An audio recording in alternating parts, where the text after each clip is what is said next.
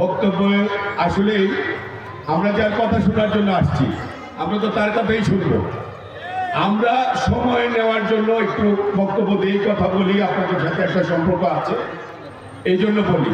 তো সময় সংক্ষিপ্তর জন্য আমি বক্তব্য দিচ্ছি না। এখন বক্তব্য দিবেন তেলগুজ মডেল থানা আওয়ামী লীগের সংগ্রামী সভাপতি, আপনাদের প্রিয় নেতা জনাব ইউসুফ আলী চৌধুরী সেলিম। জনাব ইউসুফ আলী চৌধুরী সেলিম।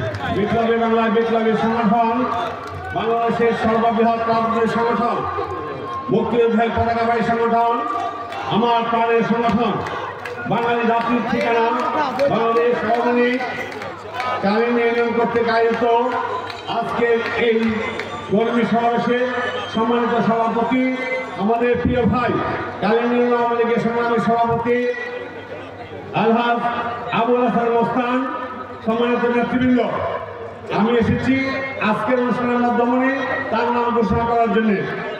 এখন আজকের অনুষ্ঠানের মাধ্যমে প্রধান আকর্ষণ আমাদের প্রিয় নেতা ঢাকা ২ আসনের মাননীয় সংসদ সদস্য, গণপ্রজাতন্ত্রী বাংলাদেশ সরকারের সাবেক সফরমন্ত্রী, বাংলাদেশ আওয়ামী লীগ কেন্দ্রীয় নির্বাহী সংসদের সভাপতি মণ্ডলের সদস্য, জাতীয় গণবন্ধুর কন্যা, বাংলাদেশের সফল রাষ্ট্রনায়ক, দেশ রত্ন শেখ হাসিনার আস্থাভাজন রাজনৈতিক বিশ্বস্ত সহচর, আমাদের অভিভাবক বীর মুক্তিযোদ্ধা অ্যাডভোকেট মোহাম্মদ কামরুল ইসলাম তার ভাষণ রাখছেন।